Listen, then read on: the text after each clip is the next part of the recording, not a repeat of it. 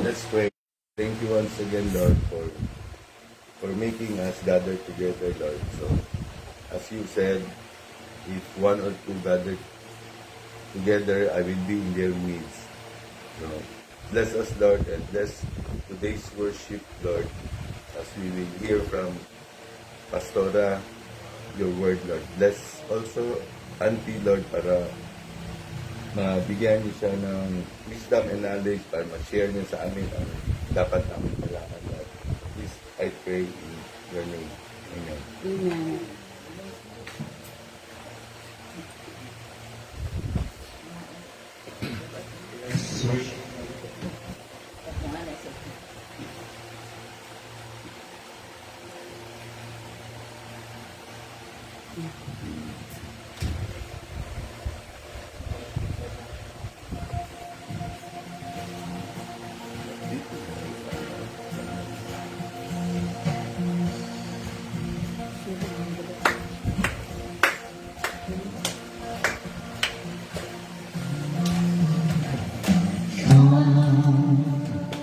Now is the time to worship. Come, now is the time to give your all. Come, just as you are to worship. Come, just as you are before your God. Come, come, now is the time to worship. Come, now is the time to give your all. Come, just as you are to worship. Come, just as you are before your God. Come, one day every time you confess you are God. One day every knee will bow. Still the greatest treasure remains for those who gladly choose you now. Come, now is the time to worship. Come, now is the time to give your all. Come, just as you are to worship. Come, just as you are before your God. Come, one day every time we'll confess you are God. One day every knee will bow. Still the greatest treasure remains for those who gladly choose you now. Come, now is the time to worship. Come, now is the time to give your heart. Come, just as you are to worship. Come, just as you are before your God. Come, one day every time we confess you are God. One day every knee will bow. Still the greatest treasure remains for those who bear gladly choose you now. One day every tongue will confess you are God. One day every knee will bow. Still the greatest treasure remains for all those who gladly choose you now. Come, now is the time to worship. Come, now is the time to give your heart. Come, just as you want to worship. Come, just as you are before your God. Come, just as you want to. Just as you are. Come, just as you are. Come.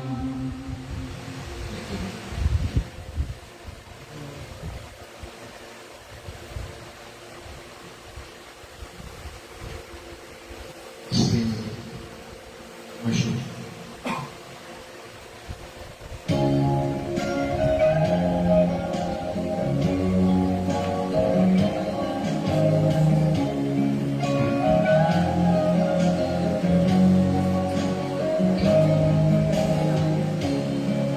May God and may your spirit work within us. As we gather, may we glorify your name. Knowing wherever as our hearts begin to worship, we'll be blessed because we pray. As we gather, may your spirit work within us. As we gather, may we glorify your name. Knowing wherever as our hearts begin to worship, we'll be blessed because we came. We'll be blessed because we came.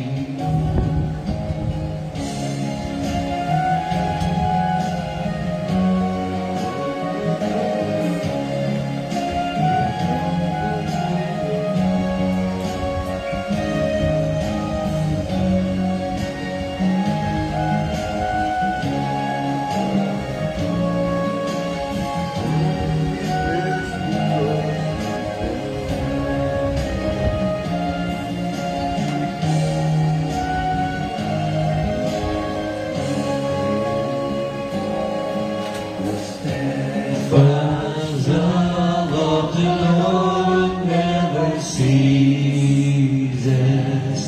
His mercies never have come to an end.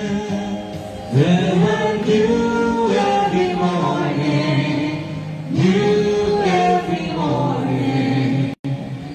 Great is thy faithfulness, O Lord.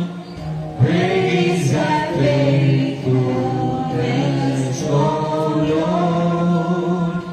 Great is thy faithfulness.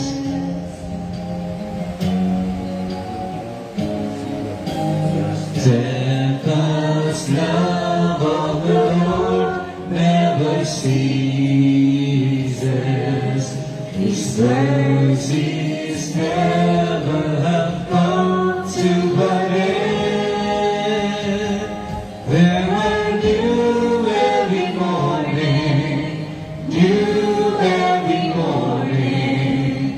Great is thy faithfulness, O Lord. Great is thy faithfulness, O Lord. Great is thy faithfulness.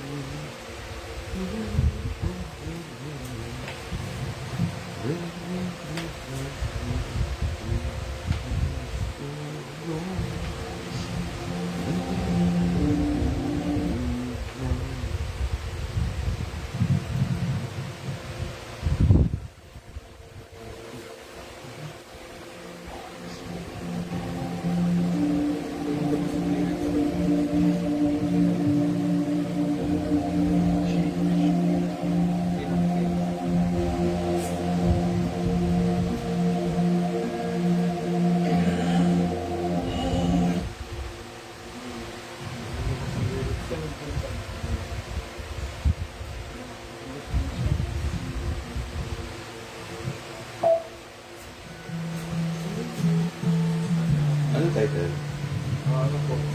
Holy Spirit.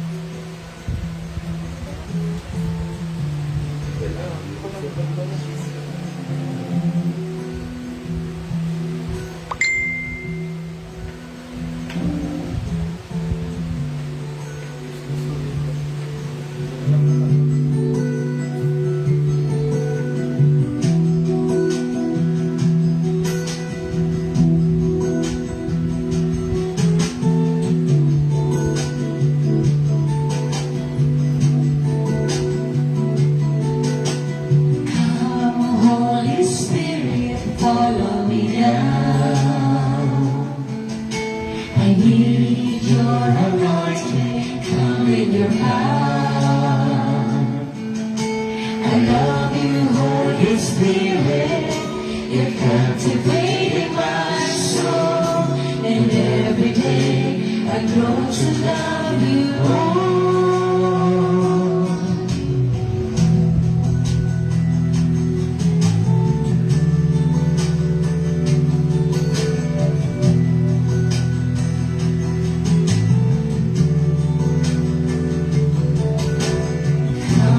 Holy Spirit, follow me now. I need your anointing, come in your power. I love you, Holy Spirit, you're captivating my soul. And every day I grow to love you more. I'm reaching for you hold my life in your hand, drawing me closer to you. I feel your power in you. Nothing compares to this place where I can see your face to face. I worship you in spirit and in truth.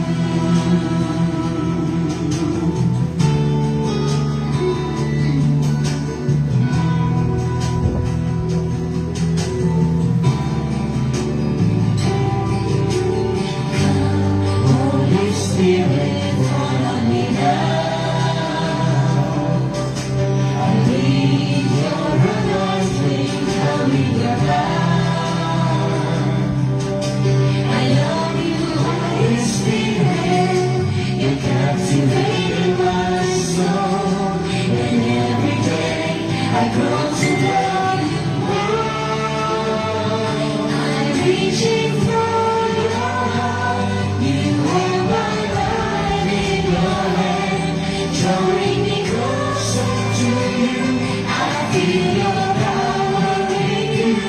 Nothing compares to this place where I can see your face to face. I worship you in spirit and in truth. I'm reaching for your heart.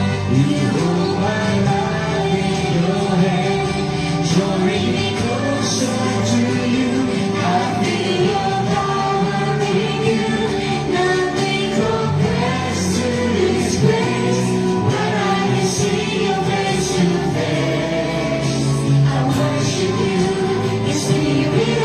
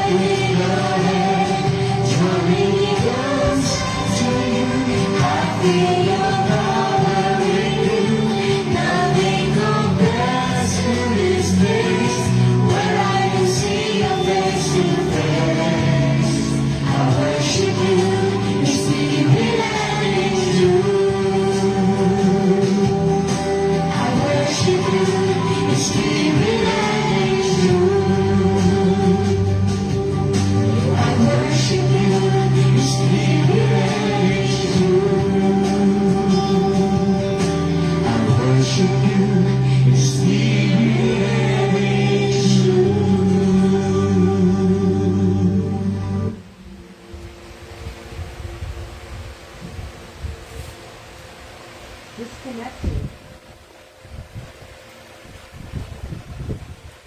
Hallelujah. Hallelujah. Let's all stand. Prepare na ba mo? Ang nasa bulong sa Ginoo. Amen. Amen. Thank you, Lord God, for this day, Lord. This is Sunday again, O God, that we are here, the family is here, O God, gathered together, O God. We share the Word of God to you. Lord, we pray, Lord, this is just a continuation of our Bible study yesterday in John 2. Lord, we pray that this message, O God, will penetrate upon our hearts, O God, that we will be a doer of your words, O God. Not just, Lord, listening, but, Lord, we listen in spirit and in truth, and that we do it and we do everything in practice. We thank you, Father, Lord God, for sharing your love for us, O God. And we always be thankful, Lord, sa mga ginagawa mo sa buhay namin, Panginoon.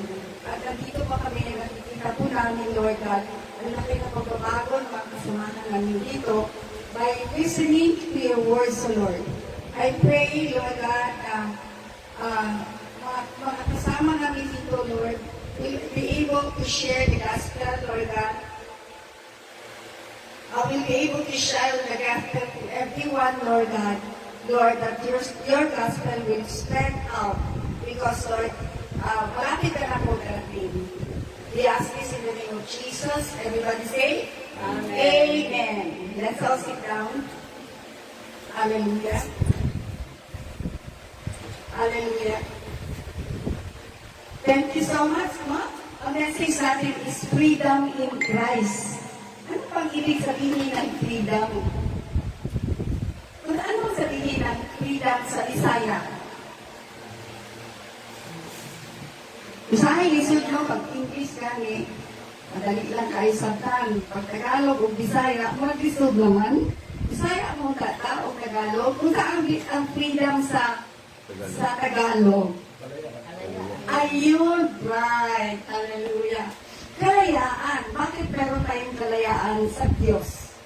Kalayaan, freedom in Jesus. Sabi nga dito sa Colossians 5, verse 5 to 6. For through the Spirit, we eagerly await by faith the righteousness for which we hope. For in Christ Jesus, neither circumcision or uncircumcision has any value.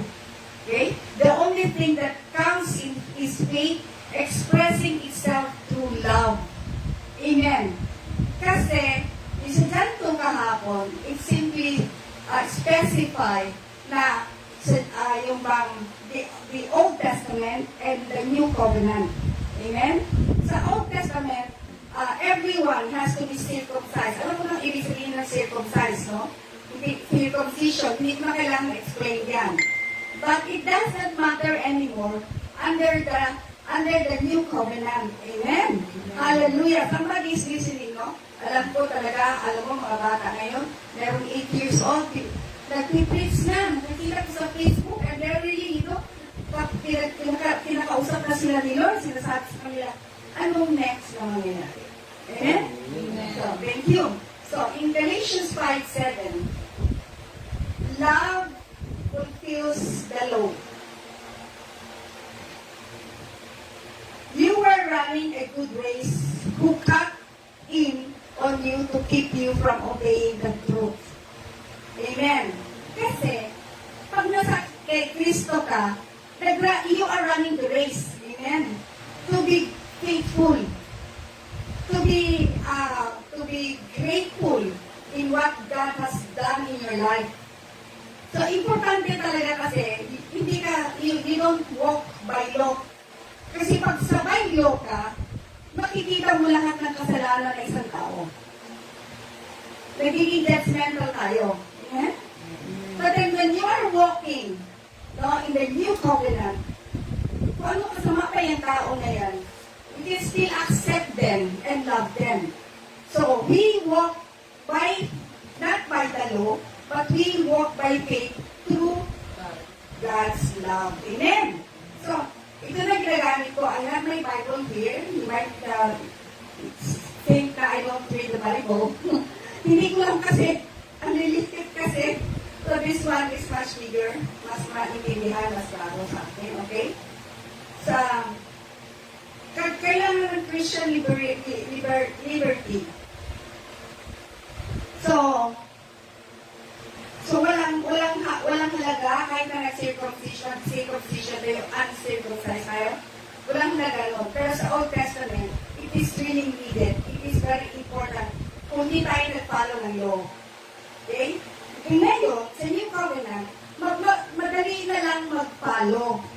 Pero mahirap talaga kung wala yung ugma, love of God in us. Amen? And the grace of God in us. Amen? So, to recap the John 2 na kahapon, na sinasabi, ano pa talagang meaning ng wine?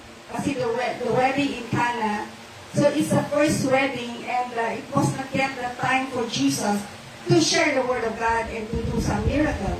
But then it was needed dahil ang mga Jew that time, katulad pa natin pag mayroon tayong mga parties, we want to give the best to our, to our visitors. So, yung wine na yun, kasi pag hindi miracle yun, ang tagal gawin, naubusan ng wine. So, yung wine na yun symbolizes the blood of Jesus. So, maraming, the word of God is so symbolic, no? Sometimes we don't understand it kasi may connection pala pa siya. Pag hindi natin alam ang connection yan, hindi natin alam kung anong connection niya. Okay? So,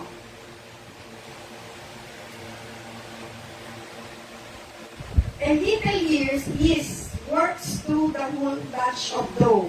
Anong ibig sabihin nun sa Galatians 5, verse 7, no? And 9. Dito sa Galatians 7, verse 9, so you run well who hindered you from obeying the truth. This persuasion does not come from him who calls you. A little leaven leavens the whole lump. I have confidence in you, in the Lord, that you will have no other mind, but he who troubles you shall bear his judgment on whoever is. Alam mo, hindi ba yung yeast, pag ilalagay mo siya sa dough, yung bread, no, kung mga gagawa kang tinapay, a little yeast can, mag-expand ang bread, mag-grow siya. Kaya ang tao, pag he will be connected with people who does not know God, contaminated ka. Yan yung ibig sabihin yung given bread na talagang tumutubo. Pero kung connected ka sa Panginoon, tutubo ka. Tutubo ka with love. Amen? Kasi it is a big difference na you're a Christian, but sabi nga, ng isang kasama natin sa DF, tama nga, nagsisimba lang kami pag Sunday after the church. Wala na. I mean, dating gawa, hindi ko masasabing masama. But dating gawin, kasi you can be with other friends, and you would love to be with your friends, even if they are not believers. Amen?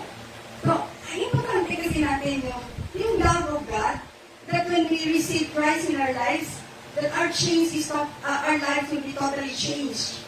No? Na makita talaga, there is, may pagbabago sa mga anak ng Diyos. No? There is a complete transformation. I've been telling this all the time, every time I share, that there is a complete transformation. Amen? Hallelujah. So, what is life by the Spirit? Life by the Spirit, okay? In Galatians 6, dito tayo sa Galatians 5, at dito tayo mag-concentrate. So, Galatians 5, verse 16. So I say, walk by the Spirit, and you will not gratify the desires of the flesh. Ano yung sabihin mo? Buhay pa tayo, lalakad tayo sa Spirit. I mean, there are things that we don't understand yung mga nagagamit na mga term. But then, if tayo ay will be separated. No, we will be separated from those people who does not understand, who is not a believer, who does not have a relationship with God. No, that is when you follow, when you are obedient. No, ibig sabihin you walk in the Spirit. Kasi pag you are not walking in the Spirit, ay Bible study, kapoy na noon. Worship ka po, kapoy. Amen. Daghan na kaayo, di kapoy na they've been serving the Lord for so many years and yet wala'y pagbagong kinabuhi. Because we are not bringing religion. Amen? Di na tayo dalag religion kasi pag religion ang ginadala natin, marami tayong bawal. Pag itong bawal na to, no? When you walk in the Spirit of God, when you walk in love, yan bawal na yun, hindi yan bawal. Because takot kang gumawa ng kasalanan, kaya hindi ka na magkakasala. Amen? Amen. Hallelujah. At sabi dito sa 17, that for the flesh desires what is contrary to the Spirit. Ang laman daw nato, kontra sa Espiritu, kanumana, kung you are walking in the Spirit, ibig sabihin your heart is in the Spirit. And contrary to the work of the flesh, what is the work of the flesh? Kasi rin naman ingon nga, unod. Binuhatan sa unod. Kung saan di ay siya. Ingon siya diri. For the flesh desires what is contrary to the Spirit, and the Spirit what is contrary to the flesh. Amen? Ang Spirit ko, dili di na siya makauyon sa mga ungodly people. They cannot be together because they will be in conflict. Amen? In conflict. Sa inner light is light. And there is no darkness at all. When you are in darkness, there is darkness at all. Amen? So that we will always be in conflict with people who walks not in the Spirit of God, but who walks in the flesh. Amen? Hallelujah. Makita mo dito ang bapitos natin sa Facebook kahapon. Hala, pati ako nag-enjoy. Nag-enjoy, nag-send ng yung isang kay official ng Davao City na ginawang kasalanan. Oh my God, how can we love a person? How can we respect a person kung ganyan ang batasan? Amen. So, ang mga tao, hindi na sila nag-iisip ngayon. Wala na talaga sila in line with the Spirit of God. Why? Because okay lang. Sabi nga ng isa, nakita ko, I am with you. Either good or bad, I am with you. How can you tell that? Pati ba yung iyong sariling what they call, prinsipyo mo? Sarili mong prinsipyo? Bahala na. Basta importante ang idol ko. Kahit na gumawa siya ng masama, okay lang sa akin yan. That's precisely what's going on now. And it really burdens me and it really hurts me. Why? Because kahit na ba naman kilala, knowing the people that we respect, we don't respect them anymore because God has exposed them. Amen? Malapit na election. Magboto ka rin pa. Hindi kasi malapit na election. Vote for me. Hindi, biro lang. Okay? Kasi kasama din yan. Dapat alam natin yan. We should know the truth. And the truth will set us free. We should not, Lord, we should not accept those people who has been doing wrong. Amen? Okay. Galatians 5:2. Okay. Works of the flesh. Paul lists the works of the flesh, including ikaw nga, huwag kayo. Kung tamaan kayo, bato-bato sa langit. Immorality. Strife, away-away. Zealous, jealousy. Which are evident in those who don't have God's Spirit. Amen. So, judge for yourself. Saan ka? Lord, nandito pala ako sa level na to. Lord, deliver me from all these things, oh God, because I want to know you more. And I want to walk in the Spirit of God. Amen? In Galatians 5:19, verse 5, verse 19 to 20, it says that the acts of the flesh are obvious. Yun na nga, sinabi na kanina, sexual immorality, impurity, and debauchery. Debauchery is patuyan lang sa gustong buhaton, debauchery. Gusto ka mag-inom, okay, inom ka na whole day, patuyan, sa imong lawas. Pagkadami ko nakita ganyan, at the end of the day, pagdating ng 60, 70, wala na, nag-give out na kalawasan, nga naman. Bakit? Because sabi nga, honor thy body. Sabi nga niya, honor your body. So, hindi ka basta-basta lang take anything, no? To destroy your body. Amen. So, idolatry and witchcraft. Idolatry, ang ibig sabihin dito, nag-worship ka ng ibang gods. Kagaya nan, pag nakita kang leader ka, gagawin ng ilang things. Tapos i-worship ka, that's idolatry. But I can take that up what is the idolatry kasi marami na issue ngayon, nagagalit na isang religious group na ito, ganyan. So we don't have to argue. As long as it is in the Bible, we don't have to fight with them. What is important is we speak the truth of God. Amen? Wala dito mahadlok. Bahala na sa isulti na, bahala na kay amigo. Importante that you know the truth and you stand by the truth. Amen? Sabi nga ni Lolit, malapit na magdating ang Panginoon, kailangan mahala na tayo, na tayo mag-away-away mga kapatid. That's true.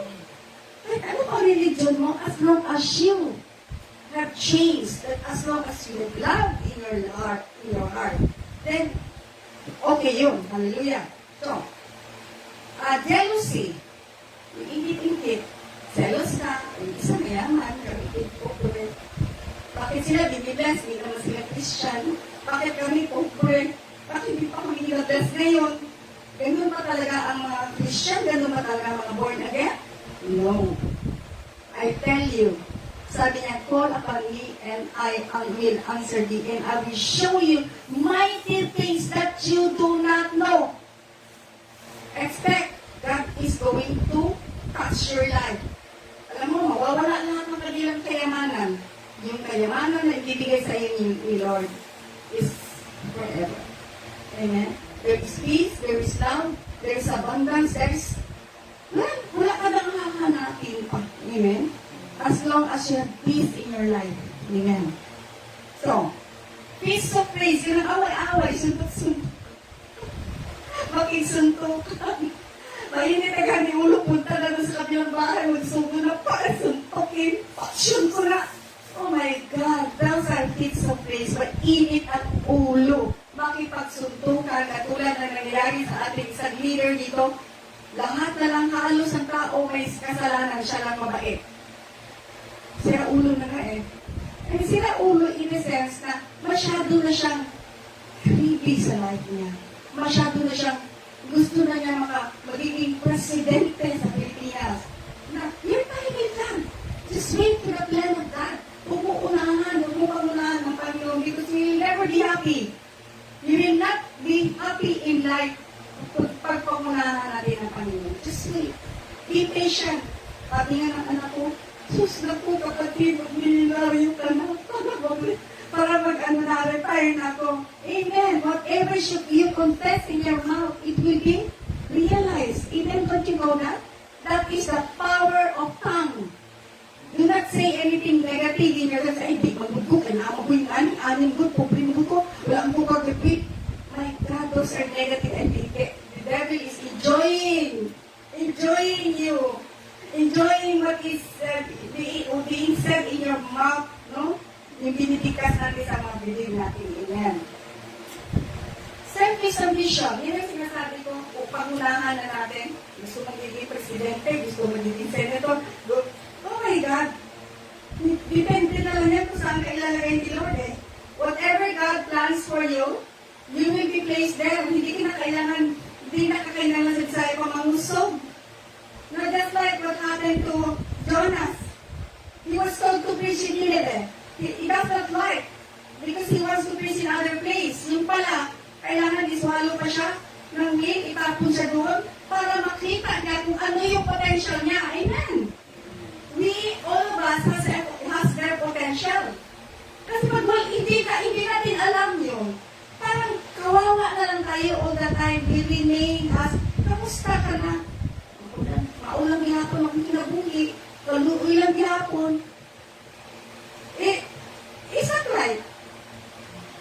Pag sinabing kamusta ka lang, praise the Lord. God will save me from the wrath of sin. Amen. Oh. Nakita na yung life mo, nagbago na. Makatakot naglaing tao, like a little bread or like a yeast. When you touch somebody, they are transformed. Amen? Hallelujah. Okay. Factions, dissensions, yun ang factions, no? Meron ng alyansa. Iba-iba na. Dito kayo magboto sa buong ano ng alyansa or dito sa PDP. Lahat yan, botohin nyo.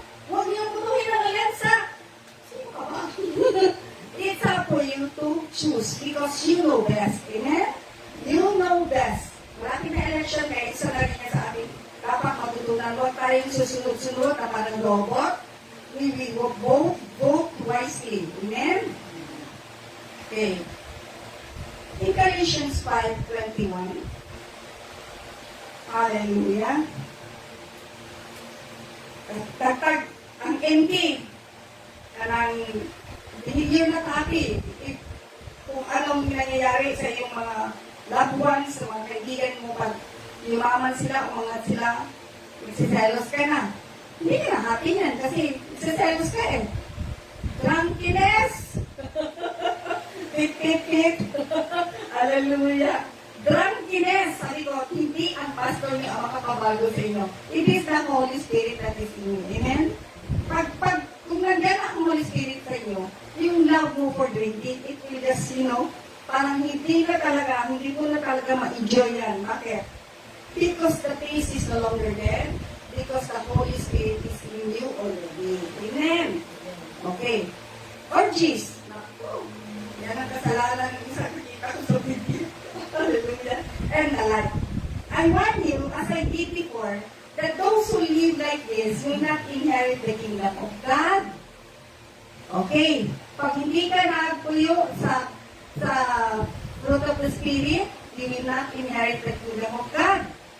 Amen ba? Hindi may paniginahadlo kasi we are no longer in the law. We are walking in the love of God and the presence of the Holy Spirit in our hearts. So dili pagkadlo because God has showed me the transformation in my life. Sa una, makiksuntukan ko diha sa akong silingan. Ang aking kalaban, yung isa dyan, suntukan kami dalawa. Matatang ko. Sabi nga, nagbago na pala ito. Hindi na makipagsuntukan. Naging na lang, tahimik. Amen. Yan ang transformation, di ba? Okay.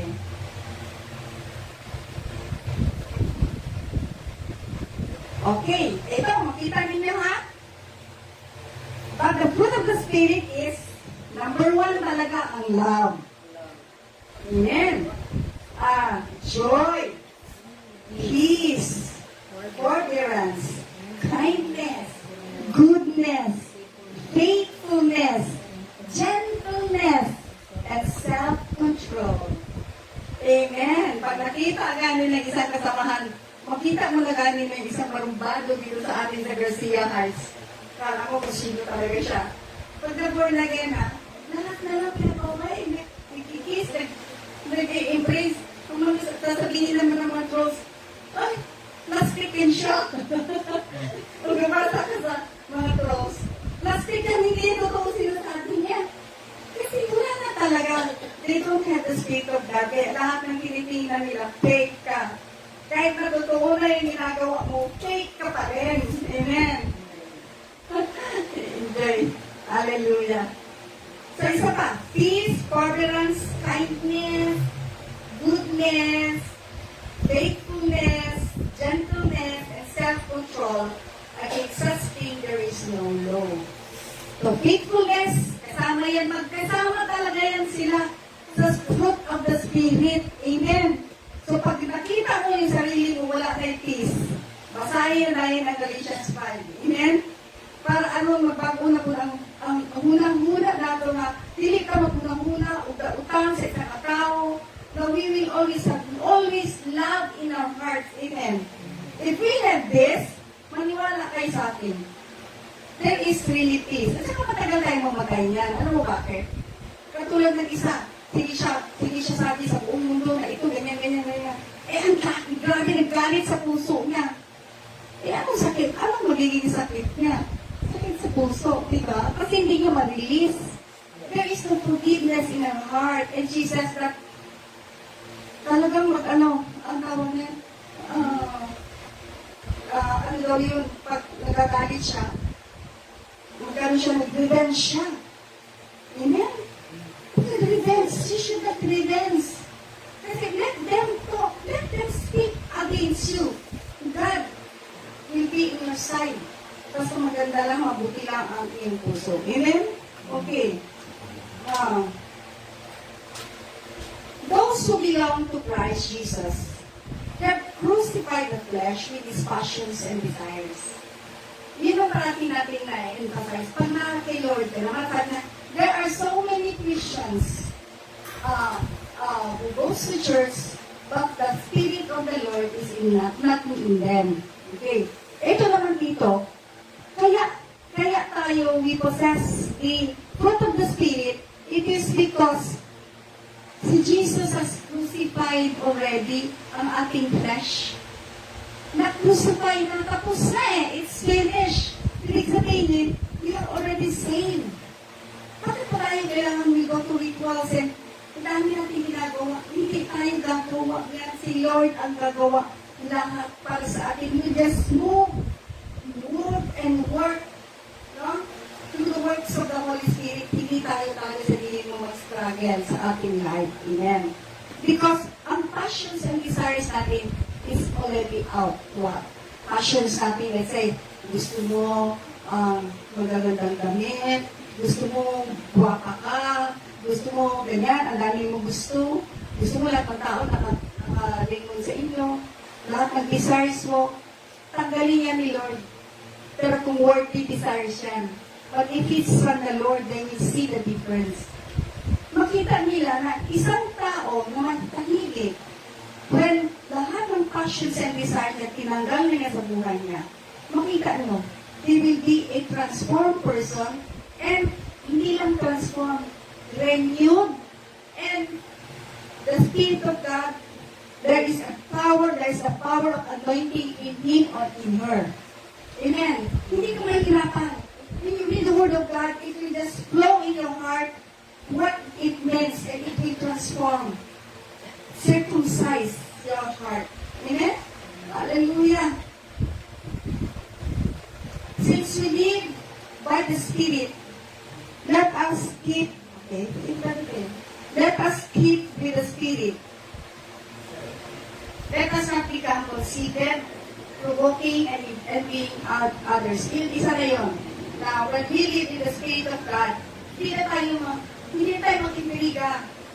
No, we walk in the Spirit na hindi na natin i-provoke isang tao, but when they see that ang iyong pakikitungo is totoo, truthful, there is love, and there is kindness in you, there is no envy in you, that pagkakita mong yumaman, masaya ka para sa Kanya, and everything will just follow.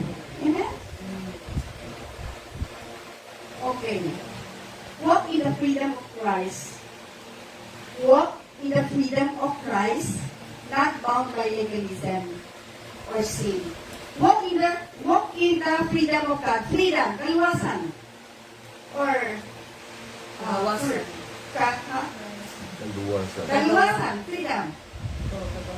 Kaluwasan, freedom. No? Pag naatay yung freedom sa Ginoo, dili ta mulakaw sa iyang law, not on legalism.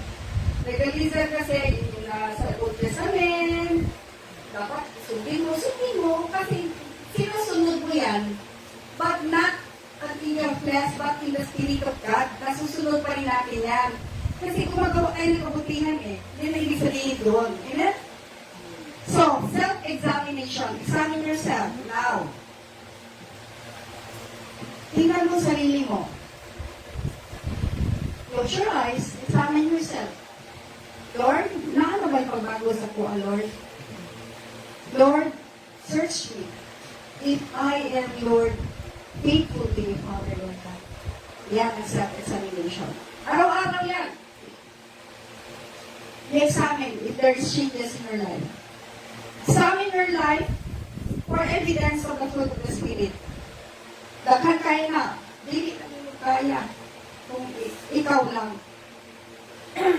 Kaya rin mo if the Spirit works in you. Amen? Dependence of God. Kung dependent ka sa Ginoo, dili ka mubuhat kung gusto niyo. If you're dependent on God, ibig sabihin mo, lahat ng plano mo, let's say, okay, mag-business ako. Okay, may nagbigay ng kapital. But if it's a plan of God, He will give you insight. He will give you what to do. He will show you what to do. Makita mo, alam mo, isang business dito na sa Bigos, grabe, overflowing with people. Ang bibintahan niya, niluluto pa lang, ubos na. Ordered na. Bakit ganun kalakas? Hindi naman ganun kasarap talaga ang pagkain. You know why? They give their tithes and offerings. They give sila the look because what they have, they give. Like Colgate. Ang kanyang tinatanggap is only 10% na lang. 90% goes to the work of God. Ganun yun. Pag marunong kang maganan, pag ganyan ka, paano ka bibigyan ng Panginoon? Lalo man ka. That is part of it, di ba? Hallelujah. You have to be dependent on God. Growth.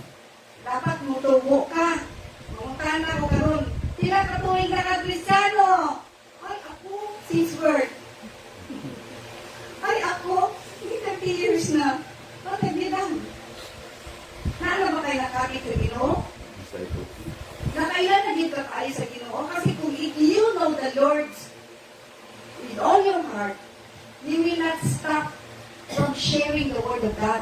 Amen? That is one sign that you will see na yung isang tao, dili na siya mo agwanta na dili ka niya madala sa Ginoo. Just like what happened to me, there is a woman, sus, malagot yun. Maya nandyan. But I didn't know because I asked from the Lord after I received Christ, I said, show me to the right path and right people. Yun ang pinadala niya sa akin, yung babae na yun. Ayun pa kayo siya. I really cherish her because yung palang ginagawa niya is because she loves me. Amen? Kaya pag ma-remember ng mga tao paano mo siya ginago through the Word of God, kasi ikaw yung instrument, God will if He is that person, will be happy. No? Will be happy because you have done something good to their family or to Him. No? Hindi lang isang tao, marami na rin. Marami na, nagamit na sa church, meron na naging pastor. And I'm so blessed. Hindi ako nagyayabang na yun ang ginawa ko. Because that is because we love God, because I have Christ in me, because the Spirit of the Lord is in me, because I'm not walking in the flesh, but walking in the Spirit of God. Amen? Hallelujah.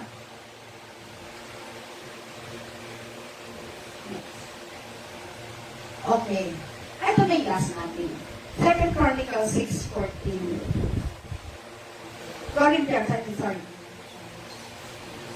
Isa may bukas. Ganyan na talaga matanda. Sorry na lang talaga. No, but it's secret. Pinabasa ko from sinabi ko from written.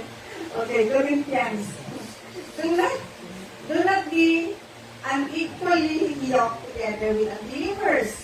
For what fellowship has righteousness with lawlessness, and what communion has light with darkness? Amen. Do you understand now, church, that you should not be equally with yung parehalan kayo, kapantay mo lang ang isang tao na hindi nakakilala sa Diyos. Because you're different. You are set apart. You are a new person. You are born again. Kung pareha lang ang born again sa mga taong hindi nakakilala sa Diyos, huwag ka na lang. Huwag ka na lang ma-born again. Kasi sasaya, ang tao tinitignan kung kaano ka, kung mayroong pagpabago sa'yo. Because hindi pwede ang darkness and light magsama. Amen? Hallelujah! So, Lord, I just thank you, Father, Lord God, that this message, so God, Lord, can relate to every one of us. Kung wala ka, Lord, changes sa aming Panginoon. Lord, convict our hearts. Lord, isa-isa, Panginoon, and they will just read, Lord, the fruit of the Spirit, if there are changes in their lives. So thank you so much for this message, Lord. Lord, thank you, Father, Lord God. We bless you, we give you thanks, and honor you. Amen. Amen. Ashley will give her, will sing worship song for all of you.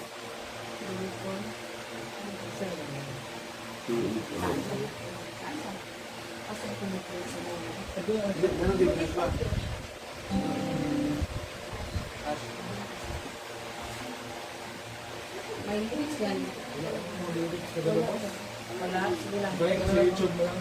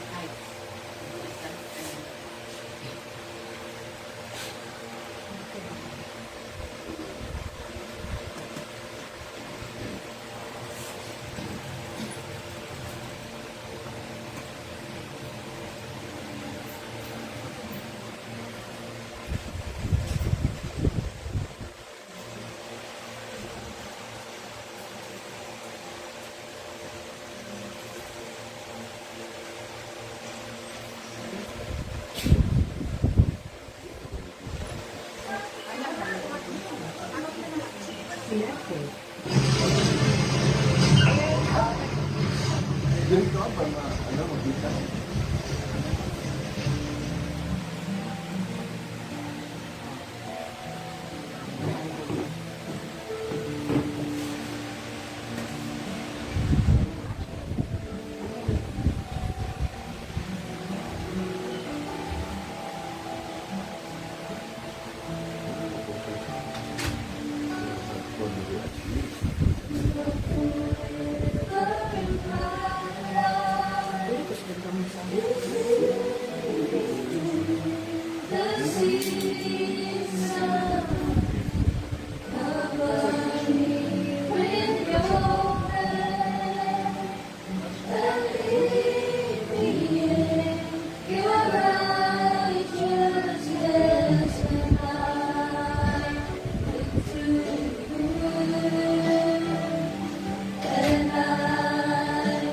Wait on you.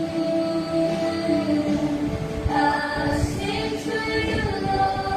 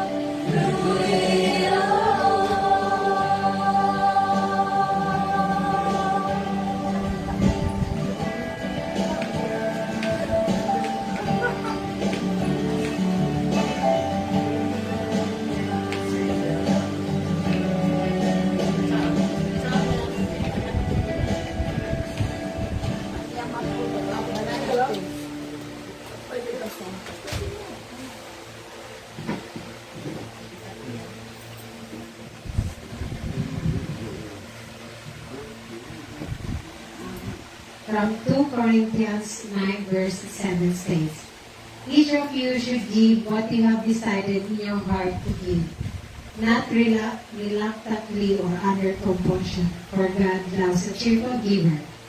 It emphasized that giving should be a joyful act from the heart, not out of your obligation or regret. Let's be more thanks and offering.